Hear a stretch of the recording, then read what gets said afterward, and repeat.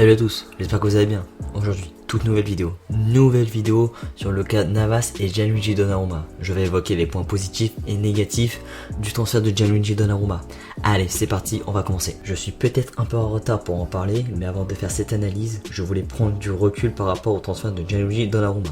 Pour commencer, Donnarumma a été recruté libre, il a terminé meilleur joueur de l'Euro avec la Squadra Azzurra, il a terminé la saison avec l'AC Milan en étant élu meilleur gardien de la Serie A, il a 22 ans et encore une belle marge de progression.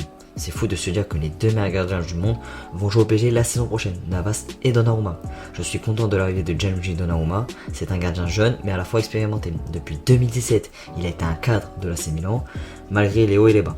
Il est un taulier de la sélection italienne, a parfaitement succédé à Gianluigi Buffon, icône du calcio italien. Avant de commencer d'évoquer les points négatifs de cette opération, j'aimerais mettre en avant l'excellente opportunité effectuée par Paris. Un gardien de ce standing en temps normal, avec un contrat d'au moins de 2 ans, coûte 80 millions d'euros je pense, facilement, si on prend en compte son euro, sa saison, son âge et son potentiel. Paris a très bien préparé la succession de Keylor Navas, ça c'est clair. Mais en amont du transfert, est-ce que le PSG a pensé à Keylor Navas? On parle en ce moment d'une concurrence saine entre les deux hommes, on parle même d'une répartition des matchs entre les deux gardiens la saison prochaine.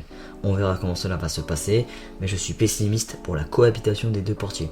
Navas sort de 2 énormes saisons avec le PSG, en 2 ans il a sauvé le projet QSI, il a toujours été régulier, fiable physiquement et un élément important dans le vestiaire. Donc pour lui, il sent peut-être un manque de confiance de la part de sa direction en recrutant Gianluigi Donnarumma. Je pense que le joueur n'a pas envie de revivre la situation qu'il a connue lors de sa dernière saison au Real. Lors de l'été 2018, le Real de Madrid achète pour environ 35 millions d'euros un Thibaut Courtois en pleine bourre, qui sort d'une très bonne CDM avec la Belgique. Cependant, le gardien belge aurait été en quelque sorte agacé par la présence de Keylor Navas, ce qui explique sa première saison ratée au Real.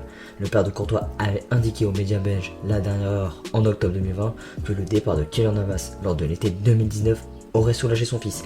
La cohabitation entre Courtois et Navas n'était pas au beau fixe. Résultat des courses, le Real perd en 8ème de finale de LDC de manière honteuse contre l'Ajax d'Amsterdam et laisse le titre de la Liga à son rival éternel, le FC Barcelone. On ne voit presque jamais dans un grand club européen deux top gardiens se faire la concurrence, à l'exception du Barça en 2014-2015, avec Claudio Bravo et Marc-André Ter Stegen. Ter Stegen jouait la LDC et Bravo le reste. Le FC Barcelone avait fait le triplé, sauf que la situation s'était dégradée entre les deux hommes. Ter Stegen ne pouvait plus en quelque sorte supporter la présence du portier chilien. Si Bravo était resté au Barça, Ter Stegen serait en train de quitter le Barça.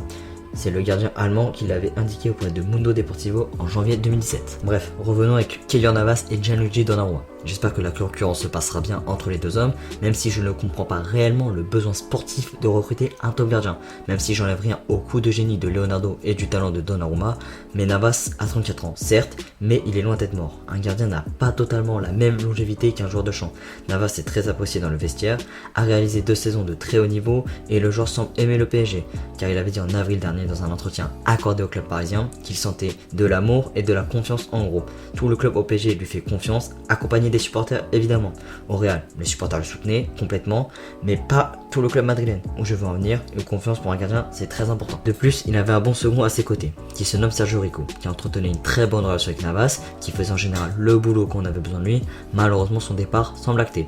Donnarumma a signé à Paris, il a sûrement eu des garanties du club, il n'est pas là pour avoir le statut de Sergio Rico. Donc j'attends de voir la gestion du club et de Mauricio Pochettino dans cette affaire. Pour en conclure, je ne dis pas que le PSG a réalisé une mauvaise affaire, le PSG était obligé de réaliser cette grosse opportunité de marché. On sait que le PSG n'a jamais eu la politique de transfert de trading, acheter à bas prix et revendre plus cher. Donc Donnarumma vient pour succéder à Keylor Navas. C'est une très bonne idée, mais le PSG s'est peut-être attiré des problèmes sans s'en rendre compte. Espérons pas ça, mais on peut pas être totalement serein cette saison au poste du gardien de but. Et voilà, c'est la fin de cette vidéo. J'espère qu'elle t'aura plu. Si c'est le cas, lâche un pouce bleu et partage-la à tes amis. Si tu as un avis sur le sujet, n'hésite pas à me le donner en commentaire. Et moi je te dis à très vite pour une prochaine vidéo. Allez, ciao ciao.